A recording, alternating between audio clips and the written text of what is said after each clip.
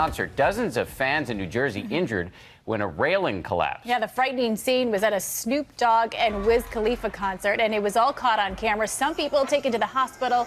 ABC's Adrienne Bankert joins us with more. Hi, Adrienne. Hi, Dan and Paula. Concertgoers saying it was shocking and scary. The headliners only halfway through the performance when the show was canceled. Hundreds of fans sent home, many others leaving by ambulance.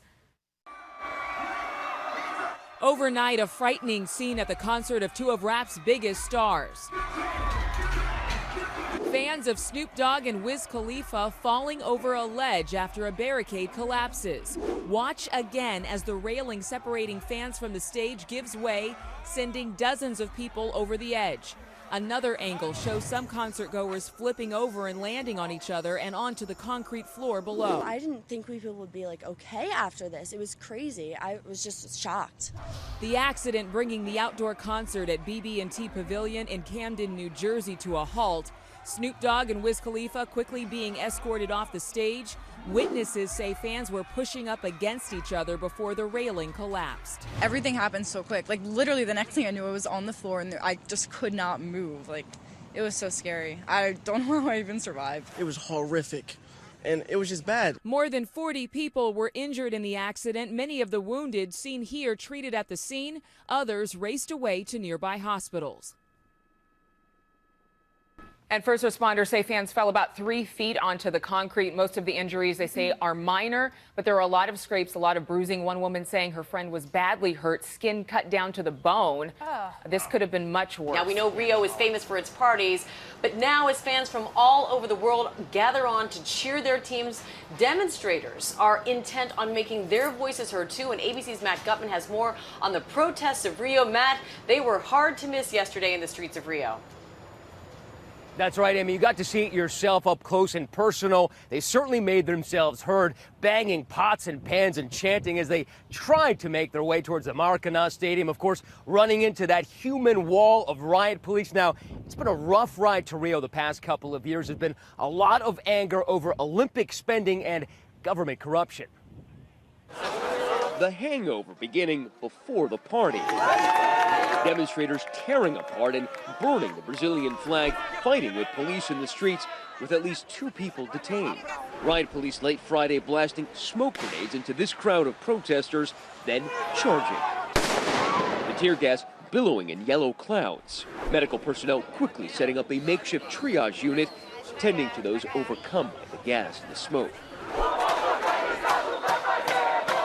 The protesters trying to make their way to the Maracanã Stadium barely an hour before the opening ceremony, but they were flanked by an army of security personnel. Soldiers patrolling the streets, armored cars straddling the medians, and motorcycle cops parading down avenues. This protest planned against Brazil's vast spending during these Olympics and its allegedly vast corruption. These riot police outnumber protesters here by about 3 or 4 to 1. There's obviously an enormous impetus here by Olympic organizers to ensure that everything goes smoothly and peacefully. But while some protested, most partied. They were wrapped in flags, American, Brazilian, and otherwise. The city of the Carnival swaying to the music broadcast on jumbo screens across the city. This is pretty much as close as you can get to the ceremony without having a ticket. Of course, there's a party out here, and no party in Rio would be complete without a little bit of samba. The celebration in this city of samba just getting started. Now, of course, despite all of that noise, everybody pretty much stayed in their lanes. The protesters, police, and of course the partygoers. No one from either side was hurt, which means the party can continue. We've seen this type of evil policing before.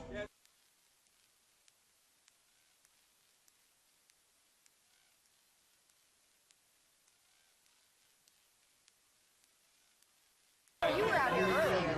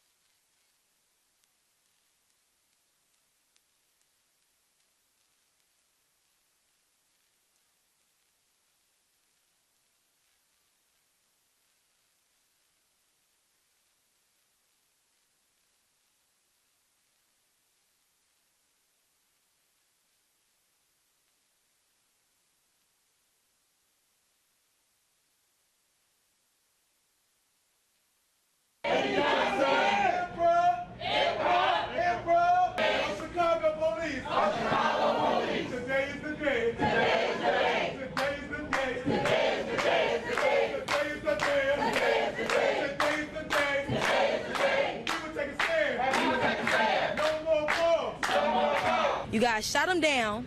Y'all asked about, did you get a shot? Did you get a shot? Oh, I shot that. You know what I'm saying? They shaking hands, they smoking cigarettes. I didn't see no remorse. This is all wrong. Why are we screaming at these police officers? Everyone is not the same. Every cop is not the same. Some cops actually want to protect and serve. They want to serve us. They have families too.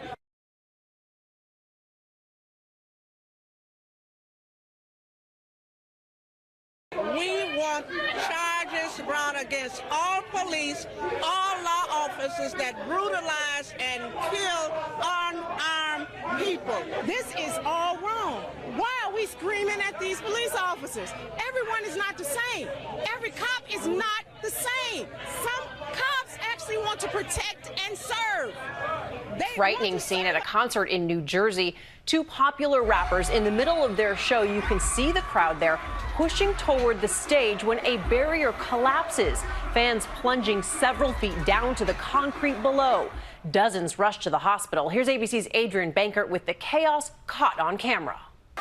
Cheers turning into chaos mid-concert when a barrier breaks, sending fans off a ledge. Rappers Snoop Dogg and Wiz Khalifa on the stage in New Jersey when the guardrail gives way.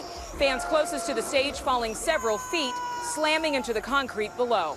There were like maybe 4 or 5 people on top of me, and it was like so hard to breathe. I couldn't move. I literally thought I was dying. Like, it was so scary.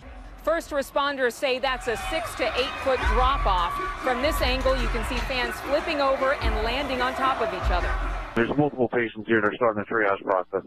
Paramedics rushing more than 40 to the hospital. I saw my friend's ankle, and literally you could see bone. You could see like tendons. It was terrifying, honestly.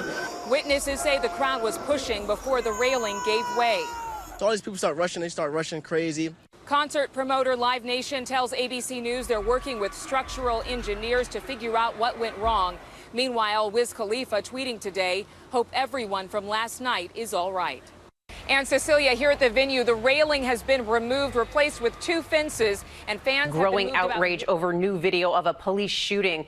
This moment, officers shooting at a stolen car, later killing the teenage suspect, and it is now coming under fire by police top brass.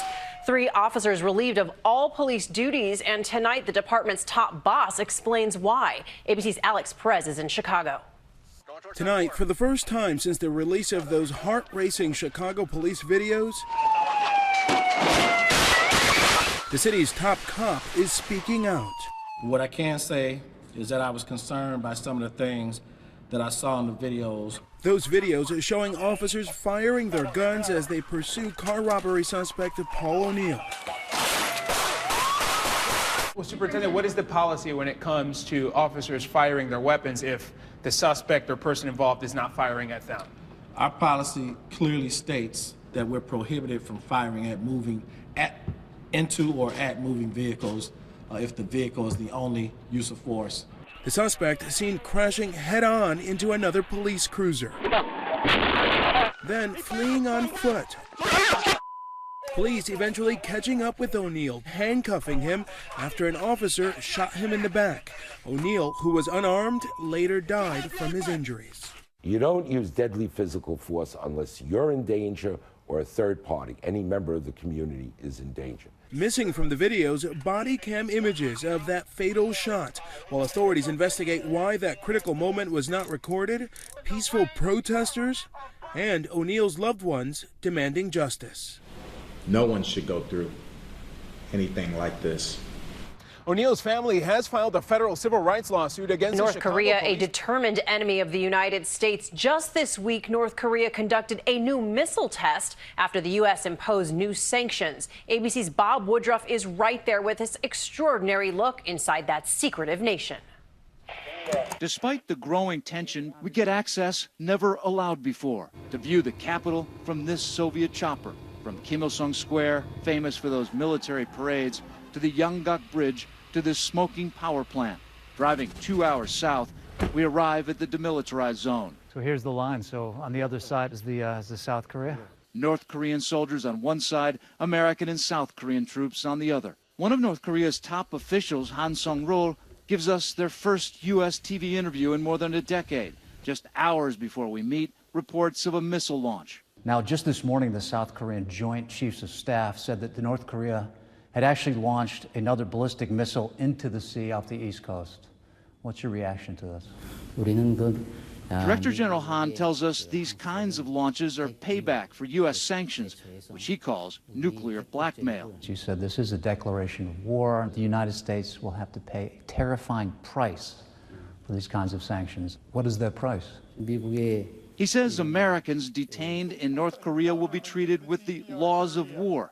People like Otto Warmbier, the 21-year-old given 15 years hard labor for the theft of a sign. Is there any communication going on right now between your country and ours? No. Zero. Before we depart, Director General Han also insists North Korea won't dismantle any nuclear weapons. And then that final handshake.